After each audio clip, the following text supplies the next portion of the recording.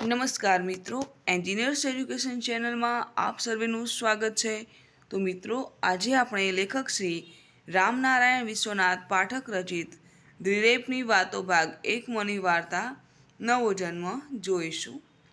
આખા ગામમાં સર્વત્ર હાહાકાર થઈ ગયો હતો. આખા ગામની વસ્તી માત્ર 2 જ જગાઓ હતી. પુરુષો સર્વ સ્મશાને ભેગા થયા હતા અને સ્ત્રીઓ સર્વ ઝમકુ કાકીને આંગણે કૂટતી હતી. ગામમાંથી રૂપચંદની લાશ કાઢી ત્યારે ખરે બપોરે પણ ગામમાં પુરુષોની પોકનો પડઘો પડ્યો હતો.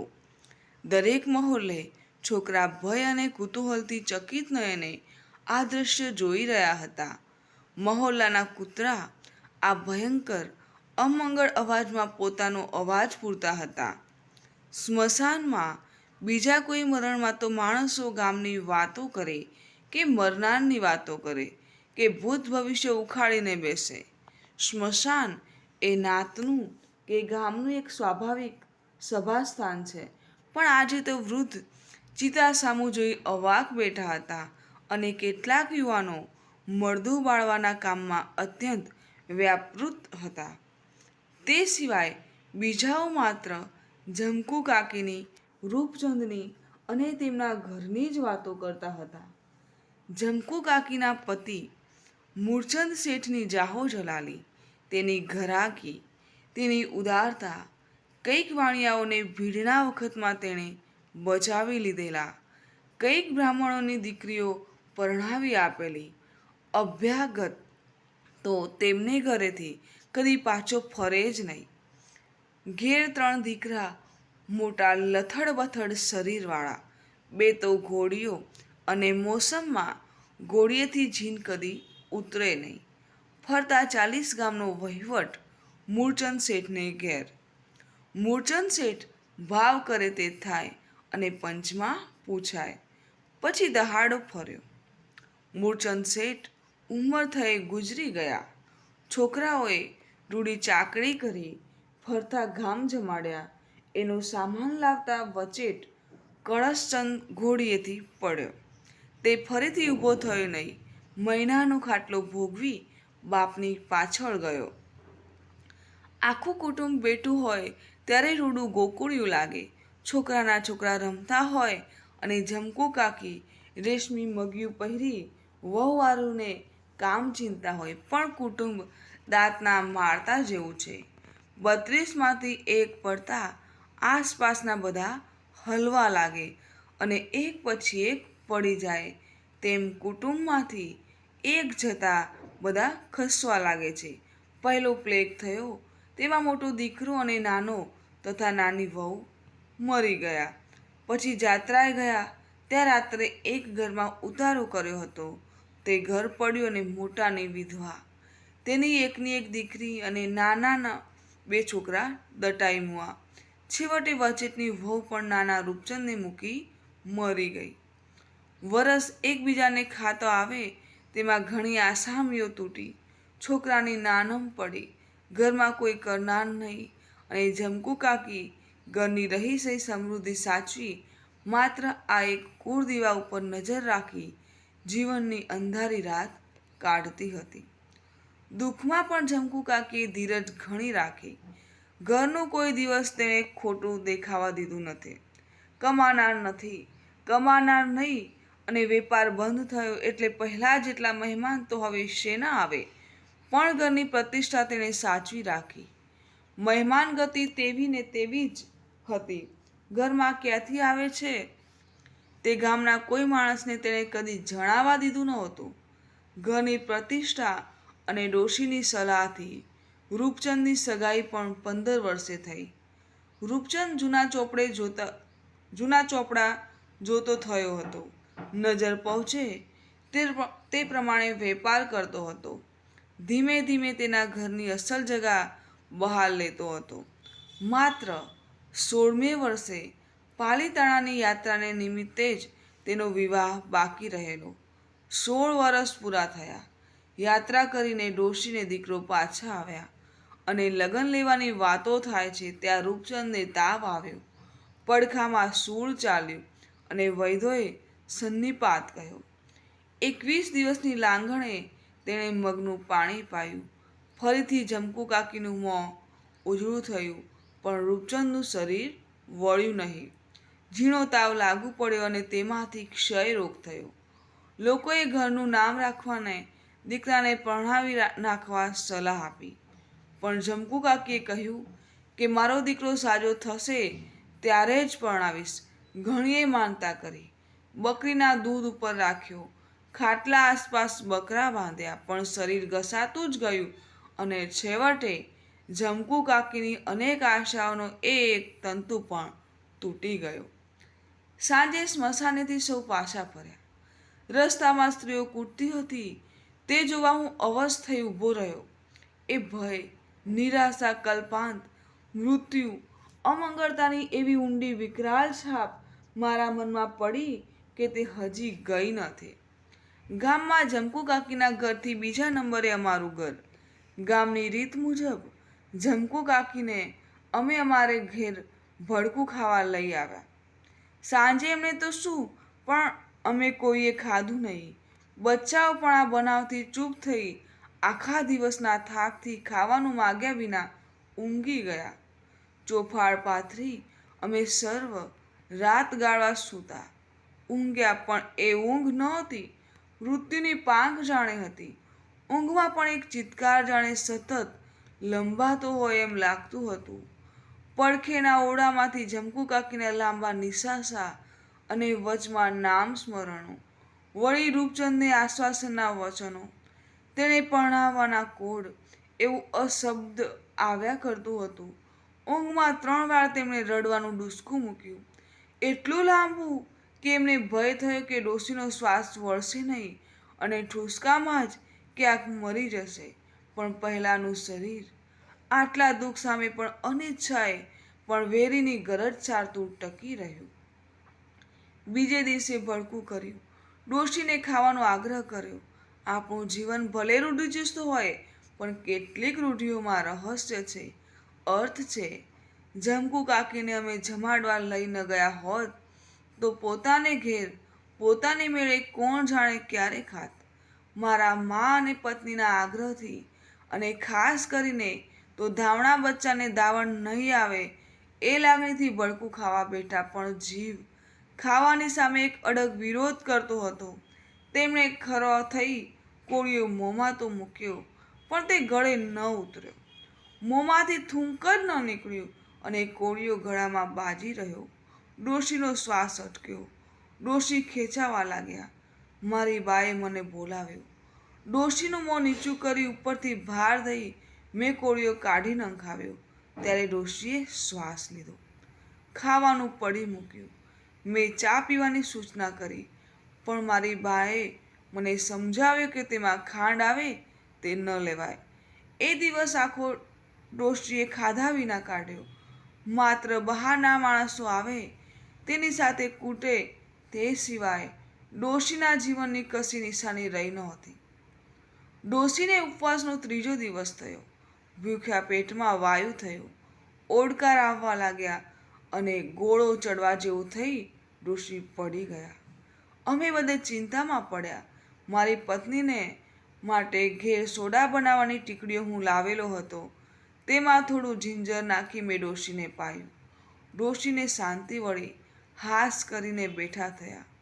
તે દિવસે તેમણે થોડું ખાધું. ચોથે દિવસે ડોશીને ઘેર જવા ઈચ્છા બતાવી. હું કૂંચીઓ લઈ આગળ થયો. ધીમે રહી તાળું ઉગાડ્યું. મોટા ભારે વેણીબંધ કમાડ ધીમે ગંભીરતાથી અવાજ કરતા ઉઘડ્યા. તેથી જાણે મૃત્યુની નીરવતા જાગૃત થઈ. રૂપચંદનો ખાટલો અને ઘરની એક એક ચીજ મૃત્યુને જ તાજું કરી આપતી હતી. હું જાણે મૃત્યુની સમક્ષ આભો થઈ ઊભો રહ્યો. ડોશી તો આવતા જ બારણા આગળ ઢગલો થઈ પડ્યા. ઘરમાંથી એમોનિયમ મંગાવી મેં સૂંઘાડ્યો અને ઘેરેથી ગરમ મસાલાનો ચા કરી પાયો. રાત્રે ડોશીએ ખીચડી કરી, પણ એકલા ઘરમાં ભાવી નહીં, કૂતરાને નીરી દીધી. બીજે દિવસે હું જ ઘેરેથી ચા લઈ ગયો. ડોશીએ પીધી. બપોરે પાછો ખીચડી લઈ ગયો. ખીચડીમાં ઘેરથી ઘી નાખીને લઈ ગયો હતો. આજ 5મે દિવસે ડોશીએ આંધળા અંતર ભર્યા. જમી રહ્યા પછી ડોશીએ કહ્યું કે પેટમાં બહુ ભાર થઈ ગયો છે. મને લાગ્યું કે જાજે દિવસે પેટ ભરની જમ્યા છે તે ક્યાંક પચશે નહીં. મેં ફરી જિંજર પાયો અને સાંજે ગરમ ચા પાઈ. હંમેશા સવારે અને ચા મોકલવા માંડી. ડોશી હંમેશા બપોરે આવી અમારે ત્યાં બેસે ત્યારે તેને કાંઈક સાંત્વન વળે. ઘેર ડોશીને ફાવે જ નહીં. અમે છાની રીતે તેમને જમાડવા લાગ્યા. દિવસો વીતવા લાગ્યા. દુઃખ કંઈક વિસારે પડવા લાગ્યું. એક દિવસ ડોશીએ સોડા બનાવવાની ટીકડીઓ શેની બને એ પૂછ્યું. બાએ તે બનાવી આપવા કહી, પણ ડોશીના મોંમાંથી સ્વાભાવિક રીતે ના જ નીકળી પડી.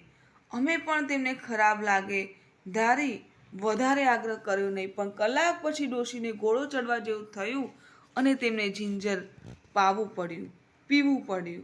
મને લાગ્યું કે ડોશીને આટલે વર્ષે ચાની અને જિંજરની ટેવ પડશે, પણ જે ડોશીના હાથથી નાનપણમાં મેં મીઠાઈ ખાધેલી, જેણે મને વાર પરબે અનેકવાર ભાગ આપેલો, ઘણા જ વહાલથી મને ઘેર બોલાવી અનેક પ્રસંગે જમાડેલો, તેમને વિશે આવી કલ્પના કરવી એ એક તરફથી અન્યાય અને બીજી તરફથી મારા માટે બહુ હીન લાગ્યું. 1.5 માસ નીકળી ગયા. ડોશીના જીવનતંતુ એ દુઃખમાં આગળ ચાલવા લાગ્યો. મારે મુંબઈની પેઢીએ જવાનો સમય થયો. હું મા બાપને પગે લાગી ચાલી નીકળ્યો. વરસ થયે હું પાછો આવ્યો. અમારા ઘરનો નિયમ એવો હતો કે વારા પરથી ભાઈઓએ અને પિતાજીએ મુંબઈની પેઢીમાં રહેવું, બધા બૈરાને દેશમાં જ રાખવા, છોકરાને 12 વર્ષ સુધી ગામડામાં જ કેળવવા, છોકરાનો આંખ અને શરીર ગામડામાં સારા થાય એમ પિતા કહેતા, અને મુસલમાનોનો રંગૂનમાં કમાય છે અને વર્ષે 2 વર્ષે અહીં માસ 2 માસ ગાળી જાય છે તેનો દાખલો દેતા. છતાં કહેતા કે આ નિયમ મારો સવાઈલાલ અંગ્રેજી ભણે છે તે નહીં માને. મેં કહેલું કે ત્યારે ભણાવો છો શા માટે? ત્યારે કહે, દેશકાળ પ્રમાણે ભણાવવા તો પડે, અને એ નિયમ મેં છોડ્યો પણ ખરો. BA થઈ ગયા પછી હું અધીરો થઈ ગયો. પત્ની સાથે મુંબઈમાં ફરવાનો, તેને નવી દુનિયા દેખાડવાનો, સંસ્થાઓમાં બીજી સ્ત્રીઓ સાથે હળતી મળતી કરવાનો મને શોખ હતો. તેથી મારી પત્નીને લઈ ગયો હતો, પણ સીમંત આવતા તેને પિતાજીના વચનને માન આપી દેશમાં મોકલેલી. અત્યારે 3 વર્ષે પત્ની અને પુત્રને સાથે લઈ મુંબઈ તેડી જવાના ઈરાદાથી હું આવ્યો હતો. સાંજે ગામ પહોંચ્યો. રાત્રે લઈ જવા સંબંધી સૌ કમલાને વાત કરી. તેણે કહ્યું, જમકુ કાકીને સાથે લઈ જવા એ ઠીક છે. અનુભવી માણસ, માંદે સાંજે કામ આવે અને છોકરાની દોરી ખેંચે. તેઓ સાથે આવશે કે કેમ તે સંબંધી મેં શંકા બતાવી, પણ કમલાએ કહ્યું કે હું પૂછીશ તો આવવા હા પાડશે. સવારે ચા પી કરીને જમવા વખતને થોડી વાર હતી ત્યારે હું નાહવા બેઠો. જમકુ કાકી આવેલા. ઘરમાં ફરતા હતા પણ મારું ધ્યાન નહીં. મેં માથે લગાડવાની સાસ માગી. અમારા ગામના પાણીમાં સાબુથી વાળ ચીકણા થઈ જાય છે. જમકુ કાકીએ લાવું કરી પેટી ઉગાડી. હું જોતો હતો. મને લાગ્યું કે કાકીને કંઈ વાર વધારે થઈ. તેઓ સાસ લઈને આવ્યા.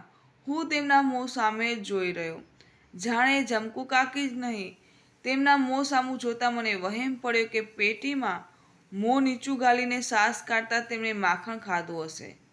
અમારા ઘરમાં તાજું માખણ સાસમાં સાચવીને રાખવાનો રિવાજ છે. મેં જઈને જોયું તો કોઈ આંગળીથી લીધેલું લાગ્યું. મેં તપાસ કરવા તરત બા કહી બૂમ મારી, પણ મારી બા આવે તે પહેલાં કમલા આવી. માત્ર એની મોટી અર્થવાહક આંખોથી કશું ન કરવા તેણે મને સૂચ્યું, મને હુકમ કર્યો, અને એ આંખોનો હુકમ હું કદી તોડી શક્યો નથી. થોડી વારે મારી બા આવી. તેમણે પૂછ્યું, કેમ, શું થયું?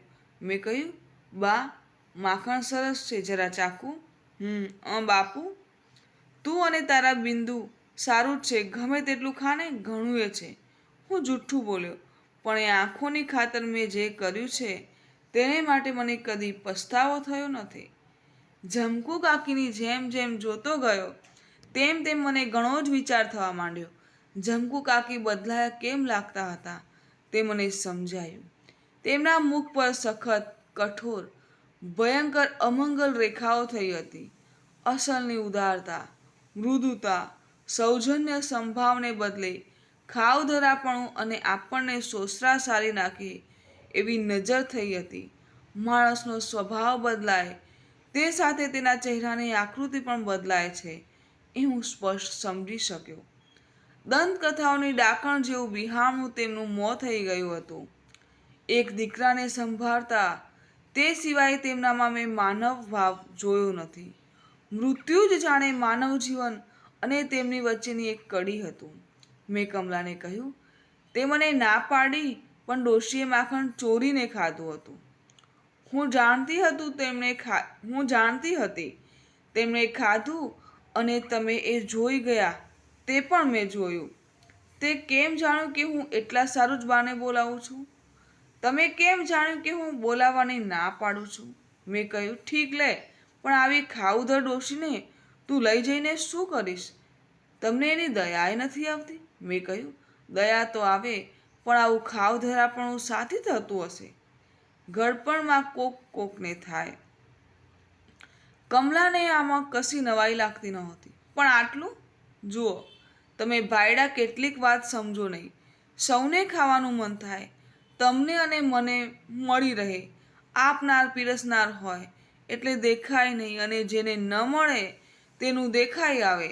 તમે મહિનામાં કેટલી વાર પરબ, મહેમાન સેમાન કે કોઈ બહાને ખાઓ છો તેનો હિસાબ કર્યો છે? હું વિચારમાં પડી ગયો. કદાચ સાચું હશે. તે દિવસ તો એ વાત એટલેથી રહી. દિવસો જતા ગયા પણ મારા મનની ગૂંજ ઉકલી નહીં. છેવટે પિતાજી સાથે વાત કરવાનો દિવસ પાસે આવ્યો. એકવાર કમલા સાથે વાત કરી નાખવાનો મેં નિશ્ચય કર્યો. રાત્રે મેં કહ્યું, કમલા, ડોશીમાં ફેરફાર સાથી થયો તે તું જાણતી નથી. જ્યાં સુધી કુટુંબમાં કોઈ પણ હતું ત્યાં સુધી તેને જીવનથી પર. જીવનનું એક ધ્યેય હતું. કુટુંબ નાશ પામતા તેમનામાંથી ધ્યેય અને આદર્શ બંને ઉડી ગયા. હવે તે કેવળ પશુ થતી જાય છે. આટલી ઉંમરે બીજો કોઈ આદર્શ તેનામાં આવી શકે નહીં, અને પશુતાની કોઈ સીમા નથી. એ આપણી સાથે પોસાય જ નહીં. તેનાથી આપણું સુખ પણ નહીં ખમાય. કમલાએ ઘણો જ ગંભીર જવાબ આપ્યો. જુઓ, હું સીમંત ઉપર અહીં આવી. બાએ તો કમીનો રાખ્યો હતો, પણ મને ભાવા અભાવા થાય તે હું તેમની પાસે કહી શકતી નહીં. એક દિવસ મને પૂડા ખાવાનું મન થયું. જમકુ કાકીનો રૂપચંદ એ વખતે માંદો હતો. જમકુ કાકીએ પૂડા કર્યા. મને કોઈ મીશે ઘરમાં બોલાવી ઘીથી ટપટપતા ખવડાવ્યા. એક બટકું પણ ડોશીએ મોંમાં મૂક્યું નથી. વધ્યું એટલું છોકરાને બોલાવી ખવડાવી દીધું. એ ગુણ મારાથી ન ભૂલાય. અને જુઓ, ડોશીને સોગ મૂકવા જવાનું ઠેકાણું પણ નથી. 2 દિવસ ક્યાંક જઈ આવે તો તેના જીવને શાંતિ મળે. હું દૂરથી તેમના પિયરની સગી થાઉં છું. તેમને મુંબઈ લઈ જઈશું. ઠામ પાલટાથી ડોશી સારા થઈ જશે, અને નાનું છોકરું હોય ત્યારે ઘરમાં ડોશી હોય તો સારું. તેના શબ્દે દયા જરતી હતી. મારાથી ના પડાય નહીં. હું વિચારમાં પડી ગયો. મને વિશેષ કુતૂહલ થયું. મેં પૂછ્યું, પણ તે જમકુ કાકીને શી રીતે કહ્યું? એ તો એમ થયું કે અમે બધા બપોરે બેઠા હતા. બાએ કહ્યું કે વહુએ બહુ જ સરસ પૂડા કર્યા હતા, પણ એ બિચારીથી જરાય ખવાય નહીં. મેં તો ફક્ત બાપુજી જેટલા જ કર્યા હતા. એમણે બહુ જ વખાણીને ખાધા હતા. મારાથી બોલાઈ ગયું કે ના ના, એ તો તમે અમથા વખાણો છો. જમકુ કાકીના જેવા કોઈથી ન થાય. તે દિવસ ખાધા હતા તે મોંમાં સ્વાદ રહી ગયો છે એ જમકુ કાકી સમજી ગયા. મને થયું કે સ્ત્રીઓને જ કેટલાક ગહન અનુભવો થાય છે તેનો ખ્યાલ પણ પુરુષને થવો અશક્ય છે. બિંદુને બ્રોકોન્યુમોનિયાનો 8મો દિવસ હતો. 3 દિવસથી મેં પેઢીએ જવું બંધ કર્યું હતું. તાવને લીધે છોકરો તડફડતો હતો. હું જોઈ શકતો હતો કે આટલું નાનું શરીર પણ મૃત્યુ સામે મહાભારત યુદ્ધ મચાવતું હતું. બેભાનમાં પણ એ મારું કહ્યું કરતો એટલો મુંબઈમાં બિંદુ મને હળી ગયો હતો. બિંદુ દવા પીવા કે દૂધ લેવા ના પાડે, અથવા તેનું ટેમ્પરેચર વધ્યું હોય ત્યારે કમલા મને પથારી પાસે બોલાવી જતી. તે સિવાય બધી સેવા કમલા અને ડોશી જ કરતા. ડોશી જૂના જમાનાના પણ ડૉક્ટરે કહ્યા પ્રમાણે બરાબર માવજત કરતા હતા. ફરીવાર જાણે પોતાના દીકરાની માવજત કરવા માંડ્યા હોય એમ પોતાનું ખાવા પીવાનું પણ વિસારે નાખી પથારી પાસે બેસી રહેતા અને ઘરનું કામકાજ કરવાને અને ઊંઘવાને કમલાને વખત આપતા. ડોશીમાં એટલો બધો બાલક પ્રેમ ક્યાંથી ઓચિંતો આવ્યો તેનો હું વિચાર કરતો હતો એટલામાં કમલા આવી. મને ભય લાગ્યો કે કદાચ બિંદુને વધારે હશે, પણ કમલા કાંઈક કહેવા આવી હતી તે હું જોઈ શક્યો. કમલા મારી છેક નજીક આવીને ધીમે સાદે બોલી, તમે જરા ડોશી પાસે જાઓ. અત્યારે ડોશી મારી પાસે ધ્રુસકે ને ધ્રુસકે રોયા. એમને એમ થાય છે કે એમના હાથ જ અપશુકન્યા છે. એમને લીધે જ છોકરો માંદો પડ્યો, દેશમાં ચાલ્યા જવાની વાત કરે છે. તમે એમને સમજાવો. હું તરત ઊભો થયો. ડોશી ચોધાર આંસુએ રડતા હતા. મેં મારા હાથે તેમના આંસુ લૂછ્યા. મને સ્પર્શ કરતા, મને ખવડાવતા રમાડતા તે જમકુ કાકી પાછા યાદ આવ્યા. મેં કહ્યું, કાકી તમે અમથાવયમાં છો. ડૉક્ટરે કહ્યું છે કે તેને આ 2 દિવસો ભારે છે. શહેરમાં બધે આ રોગના વાયરા છે. બિંદુને જરા વધારે સખત તાવ છે. ડૉક્ટર તો કહે છે કે સારી માવજત છે માટે જ છોકરો જીવે છે, નહીં તો અત્યાર સુધી બચે નહીં. હવે 1-2 દિવસમાં એને વળતા પાણી થશે અને તમારા હાથે જ જશે. એમાં ગભરાવ છો શું? તમારે તો ઉલટા અમે ગભરાતા હોઈએ તો અમને પણ ધીરજ આપવી જોઈએ. મેં પાણી પાયું. એક બાળકની પેટે મારી વાત માની. પાણી પી ડોશી પાછા પથારીએ ગયા. કમલાને ચા કરવા ઉઠાડી. તે દિવસે અમે બધાએ પથારી પાસે એક જ કુટુંબના માણસો તરીકે એટલી ચિંતામાં પણ નવા જ સાંત્વનથી ચા પીધી. 1-2 દિવસમાં બિંદુને તાવ ઉતર્યો. થોડા જ દિવસોમાં બિંદુની માવજત કરતા પણ તેને ખાતા સાચવવાનું કામ વધારે આકરું થઈ પડ્યું. બિંદુ માંદો હતો એટલા દિવસ કમલા સેવિકા મંડળમાં જઈ શકતી નહોતી. બિંદુ તદ્દન સાજો થઈ ગયો. અજવાળિયું ચાલતું હતું એ યોગ જોઈ કમલાએ ચાંદનીમાં ભેગા થવા મંડળના બધા સભ્યોને આમંત્રણ આપ્યું. સાંજ પડી ત્યારથી અમારા બંગલામાં મુંબઈનો અલબેલો સ્ત્રી સમાજ ઉભરાવા લાગ્યો. જાત જાતના વસ્ત્રો, જાત જાતના રંગો, જાત જાતની રીતભાતોને વાકછટાથી અમારો ચોક તરવરવા લાગ્યો. અર્ધ દેશી, અર્ધ અંગ્રેજી, અર્ધ સ્વાભાવિક, અર્ધ દેશી, અર્ધ કૃત્રિમ રીતે સ્ત્રીઓએ કમલાને અને બિંદુને યથાયોગ્ય અભિનંદન આપ્યા, રમાડ્યા, સુખ મનવો કર્યો. એક પારસમણ બાઈએ બિંદુના હાથમાં 2 રૂપિયા મૂક્યા. કમલાએ આ વખતે બિંદુ બચ્ચાનો જશ ડોશીનો છે એમ કહી માનપુરસર ડોશીની ઓળખાણ કરાવી. થોડી વારે ચાંદની નીકળી એટલે સ્ત્રીઓએ રાસ લેવા શરૂ કર્યા. ડોશી દૂર હતી. તેમને કમલા અને બીજી કેટલીક સ્ત્રીઓ આગ્રહ કરીને કુંડાળાની વચમાં લઈ આવ્યા. ત્યાં તે બીજી કેટલીક સ્ત્રીઓની સાથે બિંદુને લઈને બેઠા. બિંદુ સાજો થયો ત્યારથી ડોશીને બહુ હળી ગયો હતો. બધાએ આગ્રહ કરીને કમલાને ગીત ઉપાડવાનું કહ્યું. કમલાએ ધીમેથી હરી વેણ વાય છે રે હો વનમાં ગીત ઉપાડ્યું. કમલા ગામડામાં ઉછરેલી છે એટલે તેના કંઠમાં લોકગીતની શુદ્ધ મીઠી હલક છે. સૌ સ્ત્રીઓથી તેની હલક જુદી પડતી હતી. ડોશી કુંડાળામાં બિંદુને રમાડતા એ જ ગીત ગાતા હતા. પાસે વિજયા બેઠી હતી. તે ધ્યાન દઈને સાંભળતી હતી. ગીત પૂરું થયું એટલે વિજયાએ સૌને સાંભળતા કહ્યું, કમલાબેન, હું તો ધારતી હતી કે તમે જ સુંદર ગાઓ છો, પણ માજીનો કંઠ પણ તમારા જેવો મીઠો છે. કમલાએ જવાબ આપ્યો, હાશ તો, હું એ શીખેલી એમની પાસેથી તો. ડોશીએ કહ્યું, ના બા, એવું જૂઠું ન બોલીશ. ગામડામાં તો સૌને આવડે. કોણ કોની પાસે શીખે? કમલાએ કહ્યું, માજી, તમે ભૂલી જાઓ છો, પણ હું કેમ ભૂલું? જગન્નાથજીનો ગરબો હું તમારી પાસે શીખીશું. હંમેશ તમારી પાસેથી વેણ લઈ જતી સાંભળે છે? ડોશીએ જવાબ આપ્યો, હા હા, મને સાંભળ્યું. તું અને હીરાબહુ સાથે જ શીખતા ખરું? ડોશીની સરળતાથી બધી સ્ત્રીઓ હસી પડી અને બેચારે ડોશી આગળ લાડ કરતાં કહ્યું, માજી, એ ગરબો અમને ગવરાવો. ડોશીએ કહ્યું, બાપુ, એ ફરતા ગવાય એવો નથી, એ તો ઘંટીએ ગાવાનું ગીત છે. ત્યારે બીજું કંઈ ગવરાવો. બે ચાર અવાજો આવ્યા. કમલાએ એક બાઈ તરફ જોઈ બિંદુ તરફ નિશાની કરી. તેણે બિંદુને શીખવાડ્યું એટલે બિંદુ ડોશી પાસે જઈને બોલ્યા, માજી તમે ગાઓ. બધા ફરી હસી પડ્યા. વિજયાએ કહ્યું, માજી, બિંદુને તમે સાજો કર્યો. આજ તો બિંદુનો મેળાવડો કહેવાય, તેમાં તમારે ગાવું જોઈએ. માજી કહે, હું ગાઈશ, પણ તમારી સાથે ફરીશ નહીં. અને તમારા જેવું ધીમું ગાતા મને નહીં આવડે. મારા જેટલું ઉતાવળું ગાઓ તો ગૌરાવો. બધી સ્ત્રીઓએ હા કરી. તરત રાસ ભેગો થયો. ડોશી બિંદુને તેડીને ઊભા રહ્યા અને ઉપાડ્યું.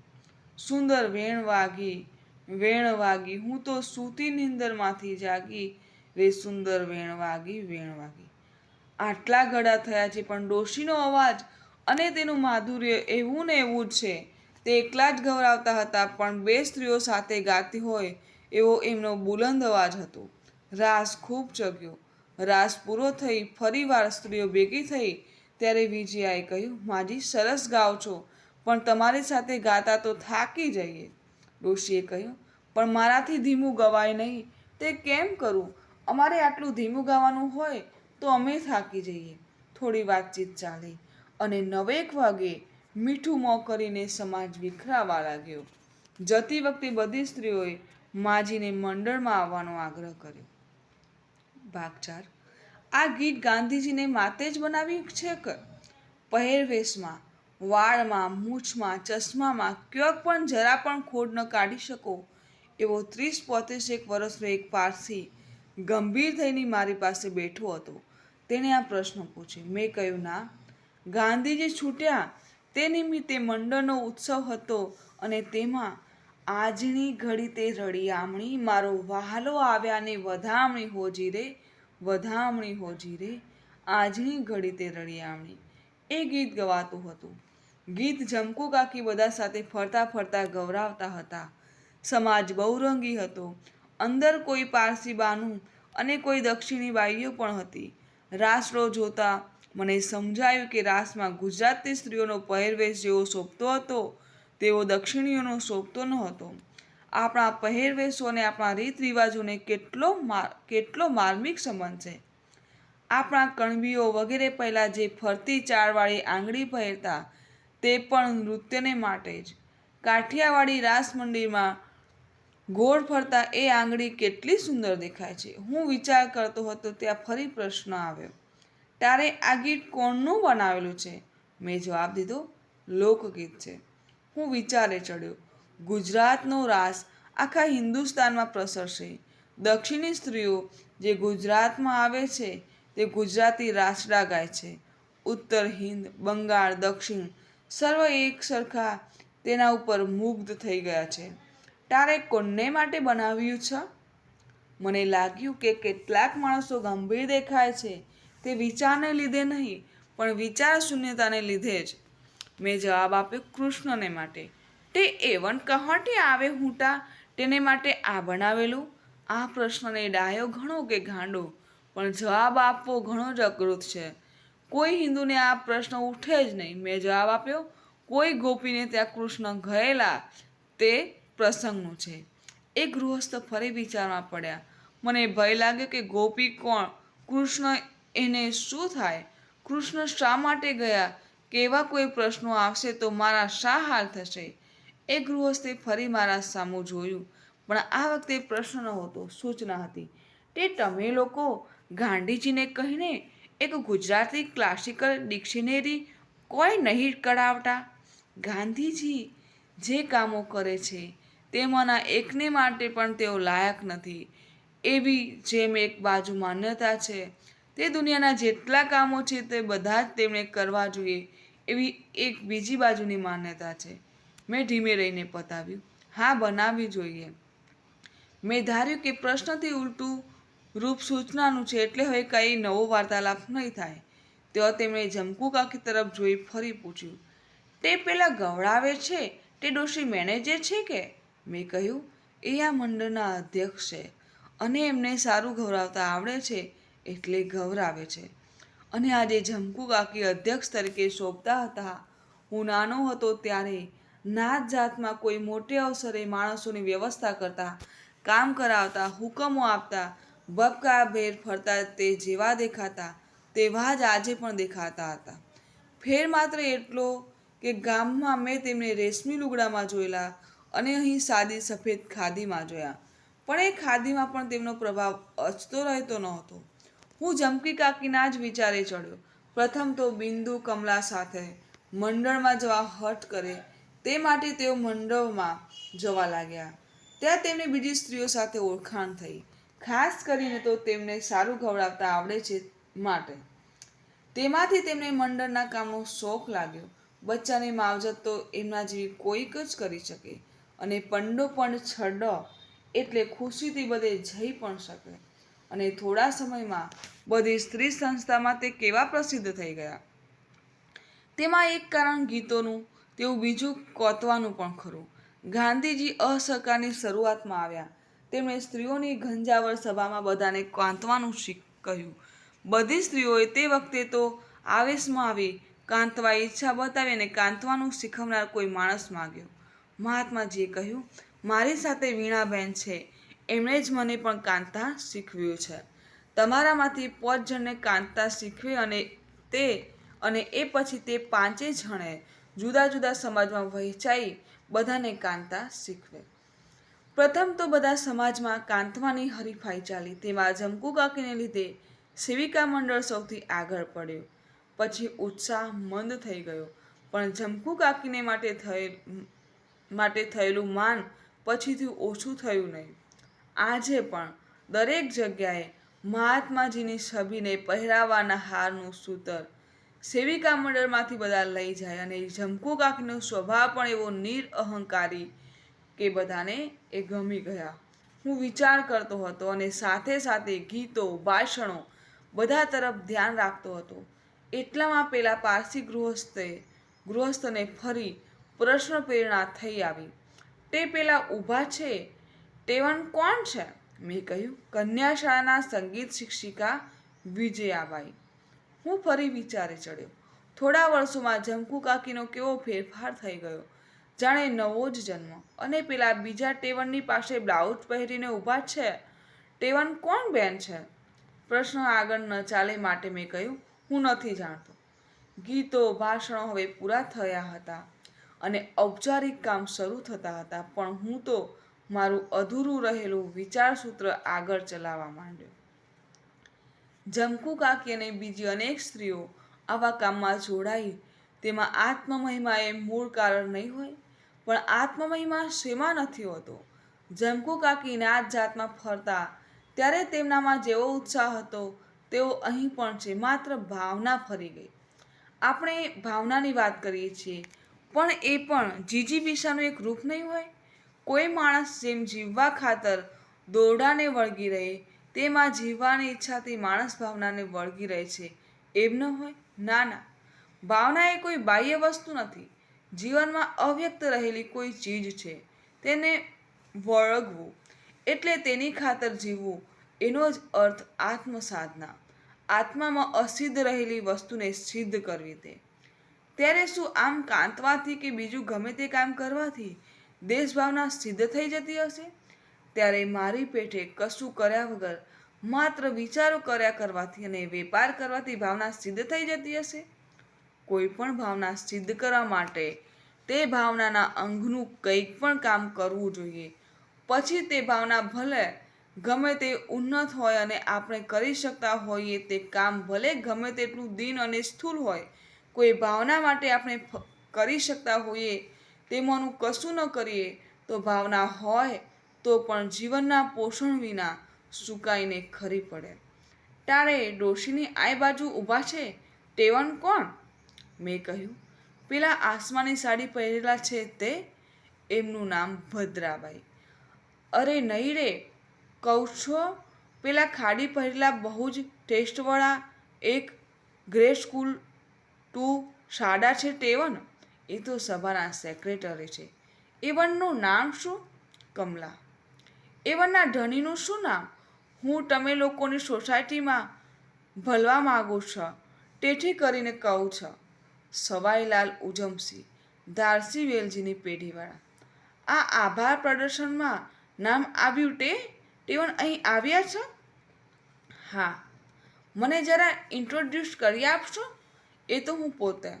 મારા પાડોશી મને અનંત પ્રશ્નો પૂછી શકે એવા લાગતા હતા અને પોતાની મેળે જ તેઓ અંતિમ બિંદુએ આવી ગયા.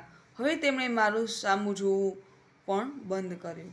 પણ મારા વિચારની દિશા કમલા તરફ ગઈ. જમકુ કાકીને નવી ભાવના તરફ વાળવામાં તો કમલા જ. તે પોતે નહોતી જાણતી. નવું જીવન પ્રગટ કરવાને બુદ્ધિની જરૂર નથી હોત, પણ પ્રેમની જરૂર હોય છે.